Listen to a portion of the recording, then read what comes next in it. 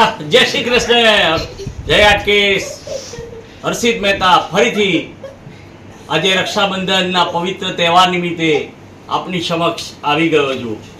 આજે હું એક સંદેશ લઈને આવ્યો છું. સર્વપ્રથમ કે ભારતના જેટલા યુવા પેઢીના જે પુત્રો છે એમને મારી એક રિક્વેસ્ટ છે કે તમે ભારતની દરેક સ્ત્રીને, દરેક દીકરીને તમારી પોતાની બેન સમજો, એવી હું આશા રાખું છું.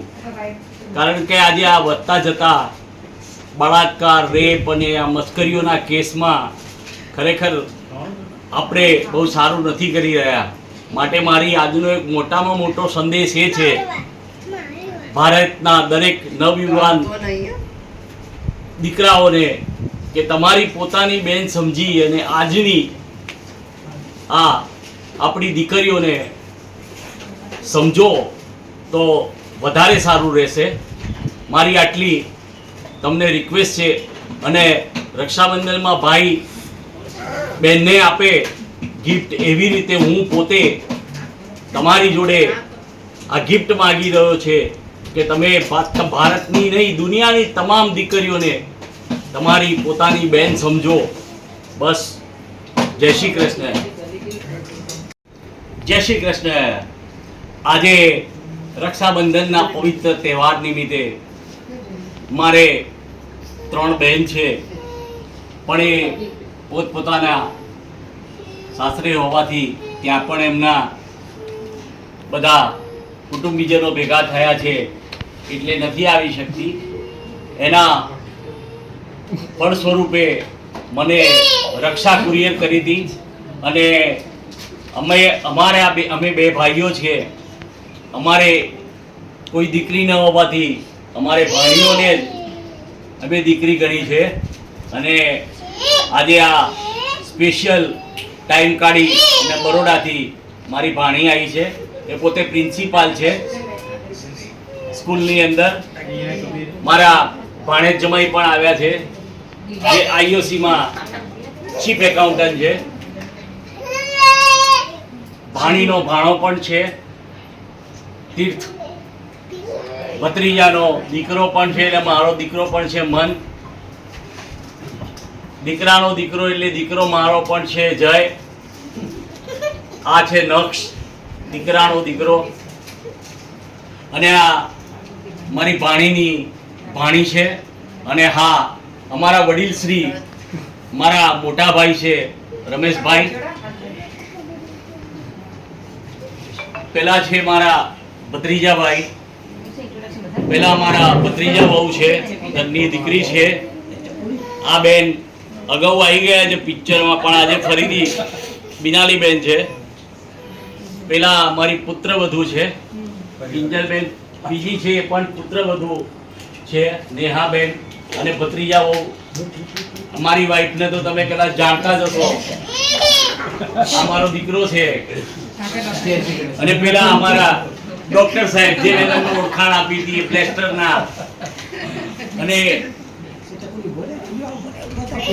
અને આ સામે જે વિડીયો ઉતારી રહ્યા છે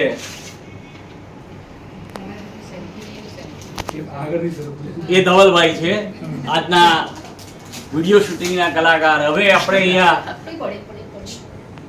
પવિત્ર રક્ષાબંધન નિમિત્તેનો ભાઈ અને બહેનના પ્રેમનો જે તહેવાર છે એની અને રસમ પૂરી કરીશું. રસમ પૂરી કર્યા પછી અમે લોકોએ પાર્ટી રાખી છે. ત્યાં આગળ અમે આજે સાદું ડિનર ત્યાં લેવાના છીએ. ડિનરનો ફોટોગ્રાફ્સ પણ હું બ્લોગ મૂકીશ. હવે અહીંયા આપણે રક્ષાબંધનની જે વિધિ છે એનું આરંભ કરીશું. ભાઈ બહેનને રાખડી બાંધશે.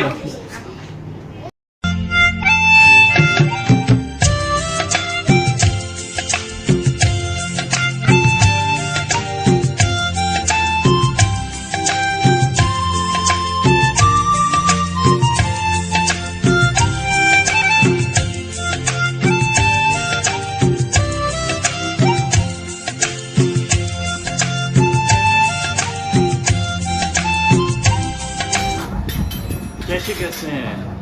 હર્ષિત મહેતા ફરીથી આવી ગયા છે. આપની સમક્ષ હવે રક્ષાબંધનનો તહેવાર ઘરે સારી રીતે ઉજવાઈ ગયો. સુખ અને શાંતિથી ભાઈએ બહેનને રાખડી બાંધી દીધી અને ભાઈએ બહેનને ગિફ્ટ આપી દીધી. બધું જ પૂરું થઈ ગયું. હવે અમે ડિનર લેવા એટલે જમવા આવ્યા છીએ કસ્તુરી ડાઇનિંગ હોલ, પાલડી, અમદાવાદ. બહુ સરસ ફૂડ હોય છે. તમે જોઈ રહ્યા છો કે બધો પરિવાર જમી રહ્યો છે. જુઓ, હવે જમવાનું શરૂ થશે.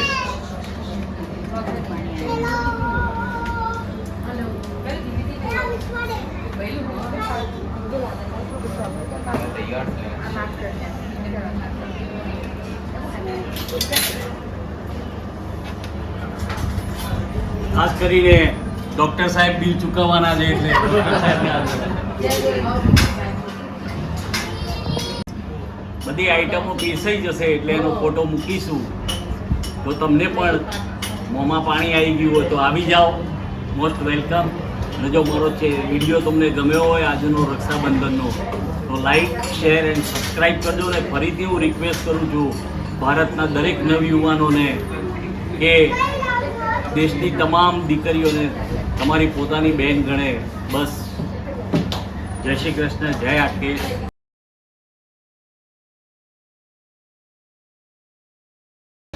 હર્ષિત મહેતા ફરીથી કસ્તુરી ડાઇનિંગ હોલમાં અમે આજે જમ્યા. બહુ આનંદ આવી ગયો. બહુ સરસ ફૂડ છે એનું.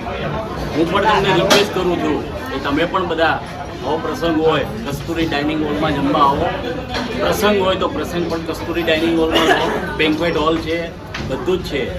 માટે એનું ફૂડ ખરેખર સરસ છે. ભાવ પણ રિઝનેબલ છે અને હોસ્પિટાલિટી તો એક્સિલન્ટ છે. એટલે એમાં તમારે હોસ્પિટાલિટીની જોવાની જરૂર નથી. બધું સરસ છે. મારી રિક્વેસ્ટ છે કસ્તુરી ડાઇનિંગ હોલમાં આવો અને લંચ અને ડિનર બંને લો. જય શ્રી કૃષ્ણ.